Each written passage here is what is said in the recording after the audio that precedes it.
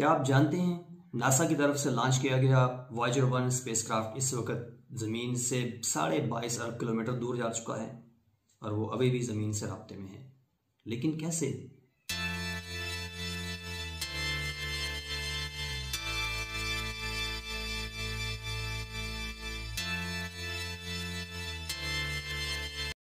बिस्मिल्लाहिर्रहमानिर्रहीम। मैं Saqib Ali textile world की तरफ से एक नई वीडियो लेके हाजिर हूँ।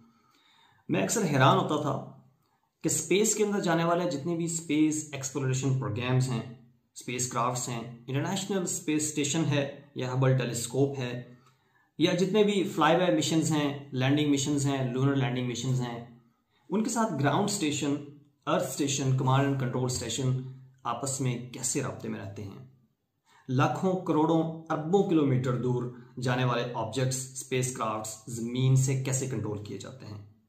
उनके कैमराज, उनके सेंसर्स, उनकी मोशन, उनके डिस्टेंस कैसे ज़मीन पर रहते हुए हम मुय्यर करते हैं और कैसे उनको कंट्रोल किया जाता है, कैसे उनको कमांड्स भेजी जाती हैं लाखों करोड़ों किलोमीटर दूर।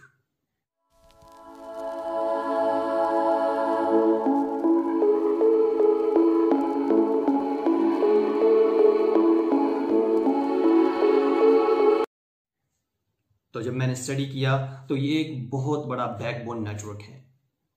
नासा के जितने भी स्पेस मिशंस हैं वो सारे के सारे इस बैकबोन कम्युनिकेशन नेटवर्क पे डिपेंड कर रहे होते हैं।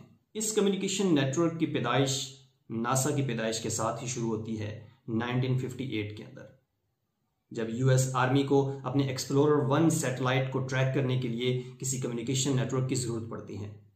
तो यूएस आर्मी JPL से रब्ता करती है, जेट प्रोपल्शन लेबोरेटरी, जो कि DSN और नासा की मदर ऑर्गेनाइजेशन कहलाती है। नासा के जितने भी मिशन ज़मीन से दूर खला के अंदर जाते हैं, उनके कमांड एंड कंट्रोल और ट्रैकिंग के लिए नासा 3 किस्म के नेटवर्क यूज़ करता है। पहले नंबर पे MSFN है, manned space flight network, MSFN, इसको मिसफिन भी कहा जाता है। ये नेटवर्क नासा के मुख्तलिफ प्रोग्राम जैसे कि मर्करी, जिमिनी, अपोलो, स्काईलैब वगैरह को कंट्रोल करने के लिए इस्तेमाल किया गया। उसके बाद दूसरी टाइप का नेटवर्क जो नासा यूज़ करता है वो स्टेडन कहलाता है, spacecraft tracking and data acquisition network. ये लो अर्थ ऑर्बिट के अंदर जितने भी सैटेलाइट्स भेजे जाते हैं उनकी ट्रैकिंग, उनकी कमांड एंड कंट्रोल के लिए, टेलीमेट्री के लिए, उनके कैमरास, उनके सेंसर्स को कंट्रोल करने के लिए यूज़ किया जाता है। उसके बाद तीसरा नेटवर्क जो यूज़ किया जाता है उसको हम डीप स्पेस नेटवर्क कहते हैं। डीप स्पेस नेटवर्क जितने भी नासा के या दूसरी स्पेस एजेंसीज के मिशन ज़मीन से 16,000 किलोमीटर या इससे ज़्यादा दूरी पर भेजे जाने वाले स्पेस एक्सप्लोरेशन मिशन जितने भी होते हैं वो डीप स्पेस नेटवर्क के थ्रू कंट्रोल किए जाते हैं। ये ज़्यादातर अनमैन्ड मिशन होते हैं, क्योंकि चांद भी इसी के अंदर शामिल है, क्योंकि चांद 3,84,000 किलोमीटर दूर है ज़मीन से।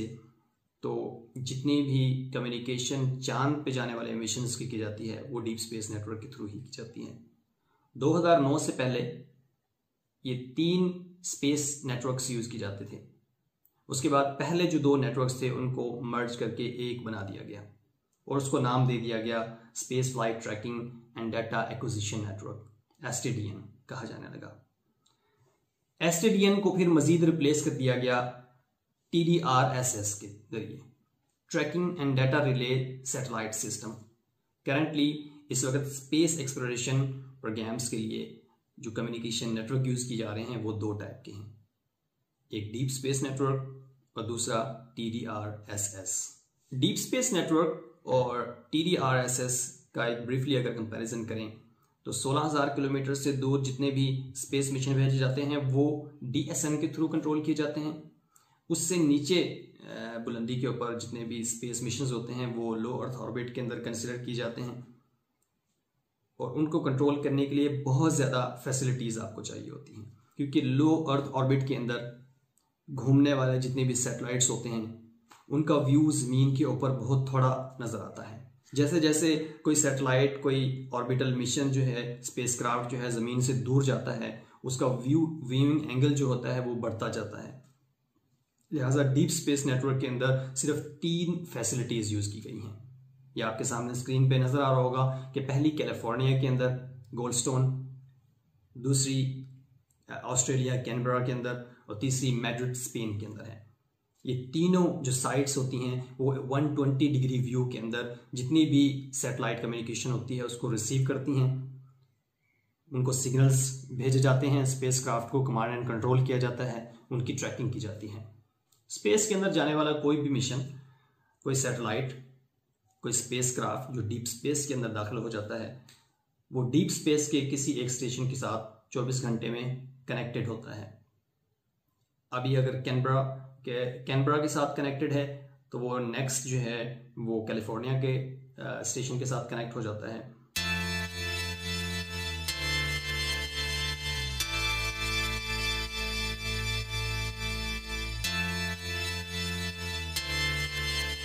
डीप स्पेस नेटवर्क के अंदर जो एंटीनाज यूज किए जाते हैं वो बहुत हाई गेन एंटीनाज होते हैं। हाई गेन एंटीनाज यूज करने का मकसद ये होता है कि जो आपका स्पेस क्राफ्ट है वो बहुत लो एनर्जी के सिग्नल्स ट्रांसमिट करता है।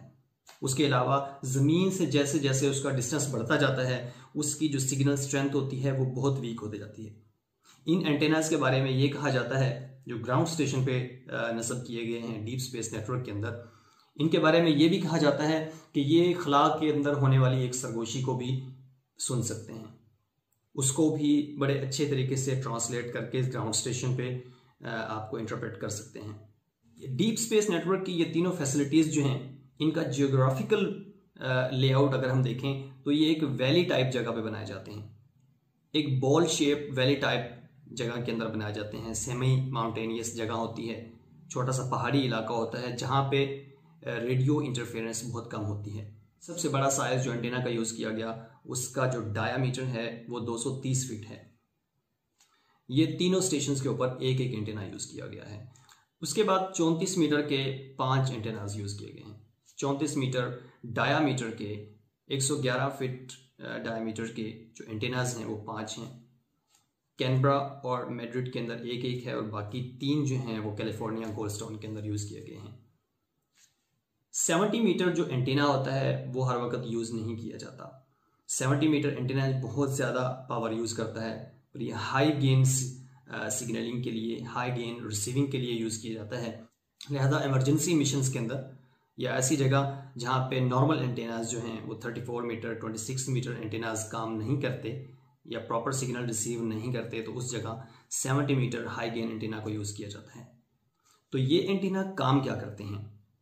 ये एंटेनाज स्पेसक्राफ्ट की तरफ से भेजे जाने वाली पिक्चर्स, वहाँ से भेजे जाने वाला जितना भी डाटा जो वो कलेक्ट करता है, डिफरेंट टाइप के जितने भी सेंसर स्पेसक्राफ्ट के अंदर यूज़ किए गए हैं उसका सारा डाटा भेज रहा होता है। उसके अलावा कमांड एंड कंट्रोल, जो नासा में बैठे हुए साइंटिस्ट जो हैं स्पेसक्राफ्ट को कंट्रोल करते हैं, उसकी पोजीशन, उसकी वेलोसिटी, उसके जितनी भी डायनामिक्स हैं उनको कंट्रोल करते हैं टेलीमेट्री के थ्रू। स्पेसक्राफ्ट की करंट पोजीशन और उसकी वेलोसिटी जो है वो इन एंटीना के ज़रिए रिसीव की जाती है। करंटली अभी डीएसएन की बात करें तो वॉयेजर प्रोग्राम के 2 स्पेसक्राफ्ट वॉयेजर 1 और वॉयेजर 2 में आपको स्क्रीन पे इनकी करंट जो डाटा डीएसएन के थ्रू रिसीव किया जा रहा है ग्राउंड स्टेशन के ऊपर वो दिखा रहा हूँ कि इस वक्त करंट डिस्टेंस क्या है, उनकी करंट स्पीड क्या है और वो कितनी दूर ज़मीन से जा चुके हैं, सूरज से कितनी दूर जा चुके हैं, वो आपके सामने सारा डाटा आपके सामने आ रहा होगा।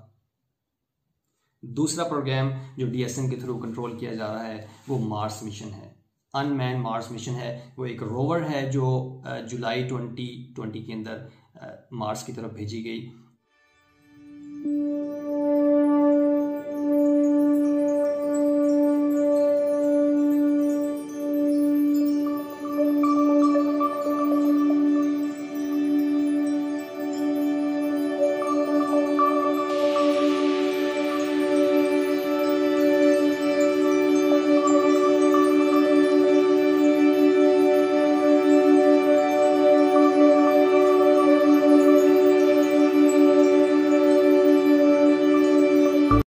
स्क्रीन पे आपके सामने मार्स रोवर मिशन का डाटा आपके सामने आ रहा होगा, जिसके अंदर उसकी करंट पोजीशन, मार्स पे पहुंचने के लिए कितना डिस्टेंस उसने ट्रैवल कर लिया है, कितना डिस्टेंस अभी उसने ट्रैवल करना है, कितना % उसने डिस्टेंस ट्रैवल कर चुका है, उसकी करंट स्पीड क्या है, ये सारा का सारा डाटा DSM के थ्रू उस स्पेसक्राफ्ट से रिसीव किया जा रहा है और रियल टाइम वेबसाइट के ऊपर, नासा की वेबसाइट के ऊपर दिखाया जा रहा है। तो ये थी आज की वीडियो जिसके अंदर मैंने ब्रीफली इंट्रोडक्शन दिया कि नासा की तरफ से या किसी भी स्पेस एजेंसी की तरफ से भेजे जाने वाले खला के अंदर जो मिशंस होते हैं उनके साथ कम्युनिकेशन कैसे की जाती है, उनको कंट्रोल कैसे किया जाता है, उनकी ट्रैकिंग कैसे की जाती है, उनकी टेलीमेट्री कैसे की जाती है, उनको ज़मीन के साथ राब्ते में कैसे रखा जाता है। तो मज़ीद इसी किस्म की वीडियो लेके आपके सामने हाजिर होऊंगा। तब तक के लिए इजाज़त दीजिए। अल्लाह हाफिज़।